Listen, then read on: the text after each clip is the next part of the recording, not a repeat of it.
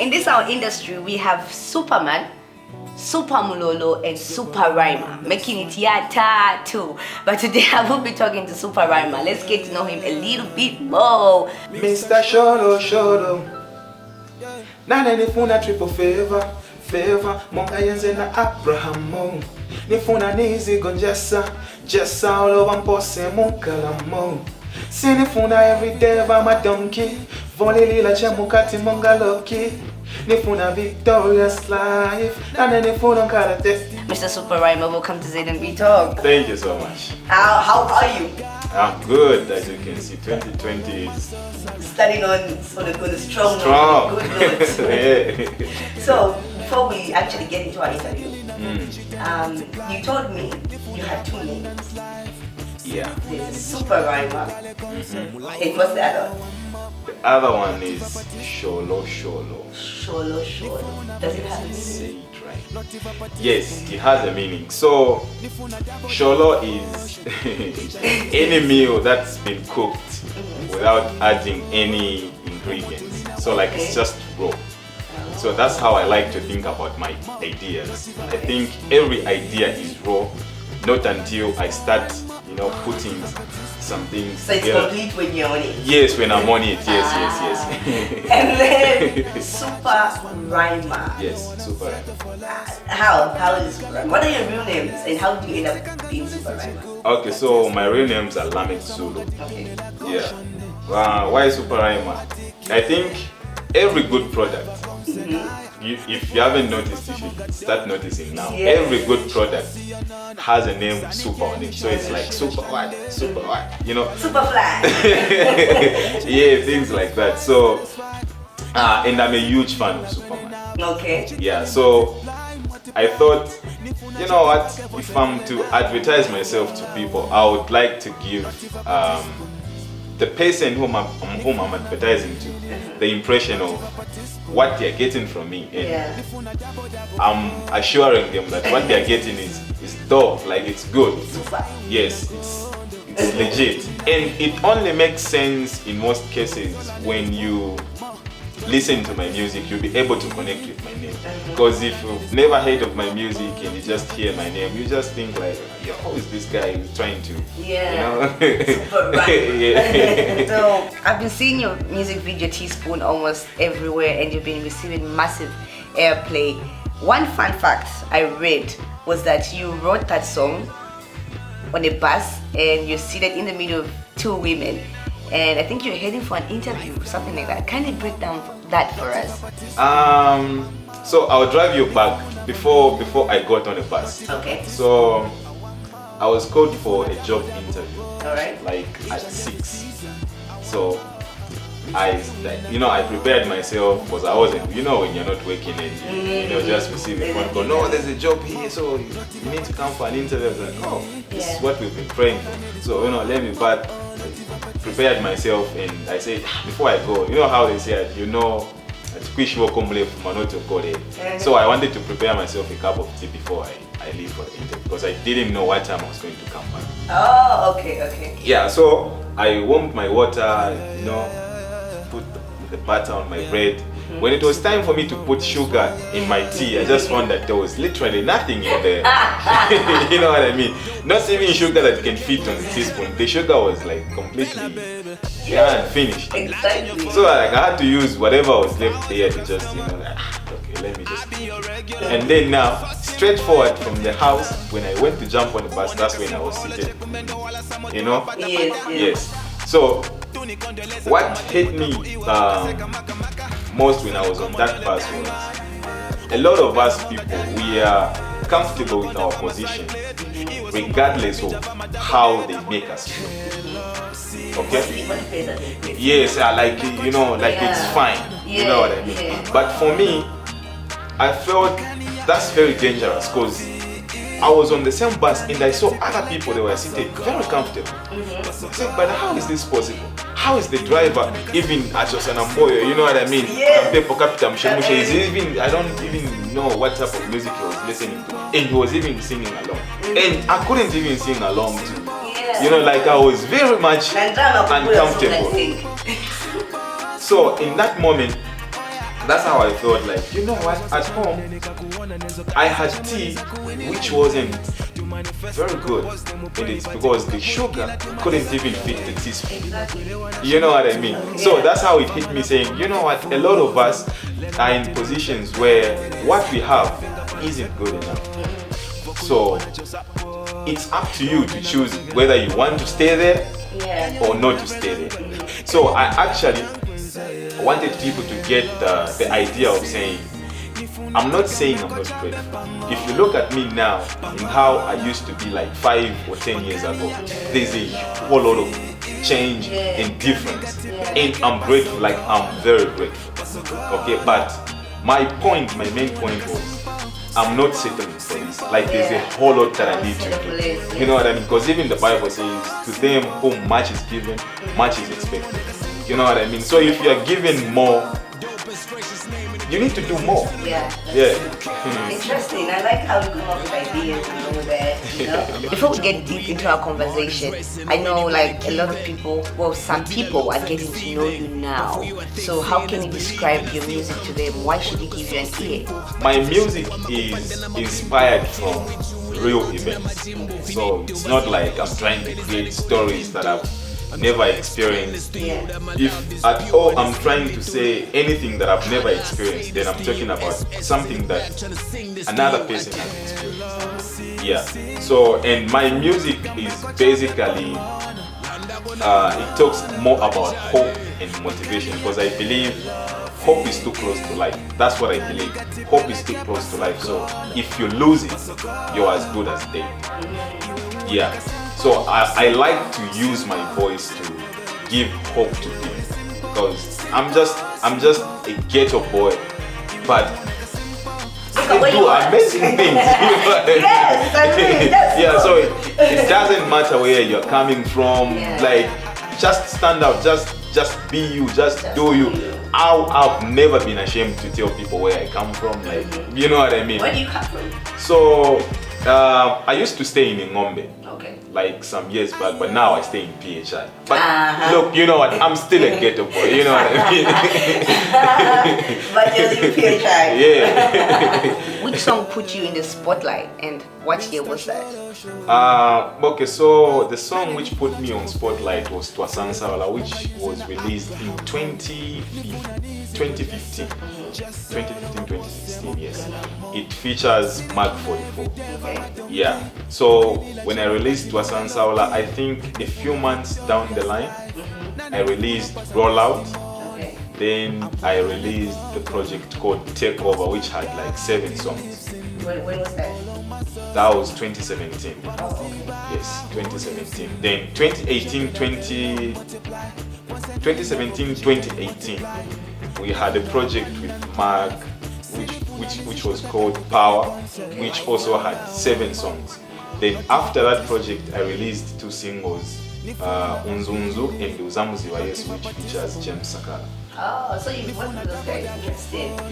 You just mentioned to say you moved from Ngombe, you know, to PHI. What's the story behind your music? How did it change your life? My whole family is on the Copper. That's where I grew up from. So I came to Lusaka in 2008. And I was staying with my stepsister for some time. So I don't know, she had a misunderstanding with the husband. So I didn't know that was because of me. So I got kicked out of the house without me knowing, you know what I mean? But I had to sort of like figure it out. So now you can imagine, like when I came to Lusaka, I never knew anyone. I only knew my stepsister. So now I had to move from that house, and I remember I only had one friend. So he told me, you know what, you can actually crash at me. It's cool, you know. I was saying, your mom just keeps you. How dare you think you can make such a decision? You know, bringing someone at your place.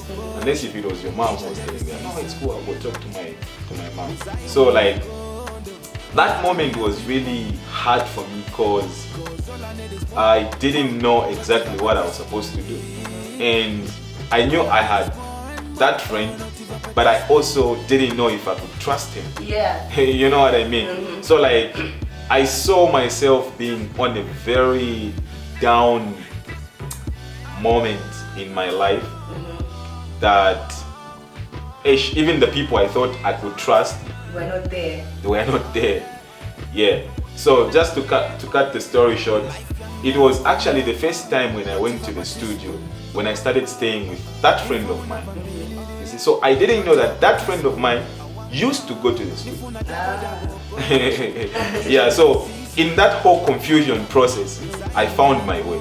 You know, he took me to the studio and I was like, I actually love this place. I feel like I belong here. Yeah. You know what I mean? So like me being in the studio sort of like covered me up from thinking like, how's it going to be like?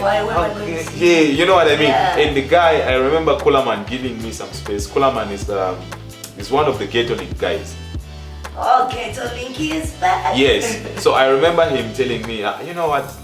Feel free, man. If you wanna wake, if you wanna sleep here, sleep here. So now the story changed. I stopped sleeping at my friend's place. I used to sleep in the studio.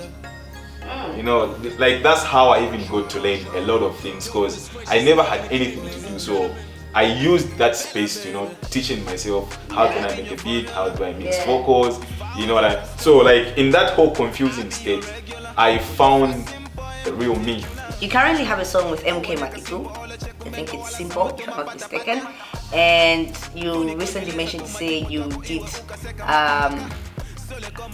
certain projects with Mag44. So how did you get to them? Did you like have a through ball to get to them? Well, no. How did you manage? So I would say I've always been a fan of hard work. I love hard working, and this goes to everyone, upcoming artists, or you know what I mean.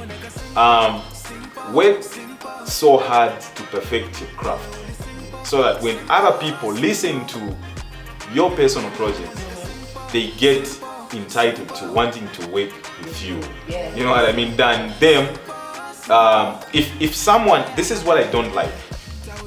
If someone feels like they are doing you a favor, they can do whatever they want. You understand? Yeah. But if they feel like they Can get something from you, yes, they will do it with all their heart.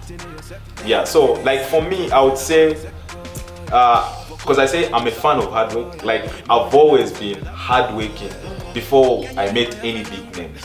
So like Mag44, the way how we got to link up was, he listened to my 16 bar that I did on a challenge on Christian Voice.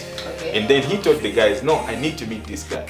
Like right now, I need to meet him. You know, so like that's how the connection happened. So I didn't even go there to introduce myself. No, this is Super. No, when I just went there, I said, oh, that's you. I'm like, yeah. I feel like we can work. You know, like that's how it happened. Same thing with Maggie too. You say you've been doing music for like a long time now. So far, have you performed on any big stage or maybe at any big corporate event? I would say yes. My first corporate event was Mossy Thunderbeat. Mossy Thunderbeats, that was you. I saw you. I wish I could tell my director to put that clip if we could find it, because that was a good performance you gave us. Thank you so much. So before we just wrap it up, you keep on talking about gospel. Are you a gospel artist? Are you a hip hop artist? What are you? I would say I'm a gospel artist, yes. Yeah, gospel artist. I'm a gospel artist without any. Personally, me, there are a lot of people that underrate me because I'm a Christian hip hop artist. You know what I mean? Like people feel like, no, you can't compare SuperRhymer and this guy.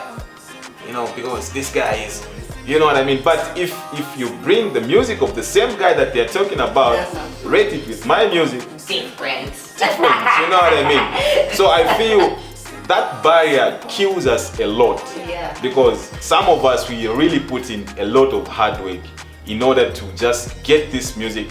Here is the thing, I've always wanted to make Christian music entertaining and I want people to have a whole different feel. You know what I mean? Just because it's Christian, it doesn't need to be boring. Yeah. And that's sort of the balance that we are trying to bring. We want you, when you're listening to a Christian music, it's dope, and you can compare it with any song, and it still remains dope. Dope. Yeah. I get it. Yeah. I get it. Interesting. If you had the power to change one thing in this industry, what would that be? I'll change the way how people appreciate music in our country.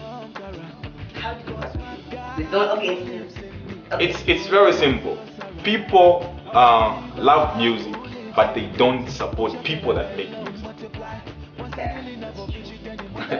That's true. You know what I mean? I know. So people would inbox you, when is the new song coming out? Send me a song on WhatsApp. How about you wake up, you tell me, how can I buy your music on Investesani? How can I stream your music on Spotify? Yeah. How can I stream your music on YouTube? Yeah. Better. Send it for me. Yeah, so the way how people appreciate music in this country is very bad. And I can tell you, studios cost money. So you need to appreciate these people. It's not for free. Yeah. You know what I mean? Even for a person like me who can produce, who can do everything for myself, I still need money to put music on all these websites, despite you getting it for free. Wow. Thank you so much for just finding time to hang out with us right here on ZMB Talks. But before we wrap it up, kindly give us out your social media handles. On Instagram, my username is, the name is Super. So that's TheSuper. On Twitter at SuperRhymer without space. That's SuperRhymer. On Facebook, SuperRhymer, same thing. There you have it, guys. You've heard it from SuperRhymer, and it's now up to us to support our very own artists. This has been ZMB Talks with me, your girl EDNA. Remember to share, like, and subscribe to our YouTube channel. Alrighty, see you next time right here. #elevating the industry.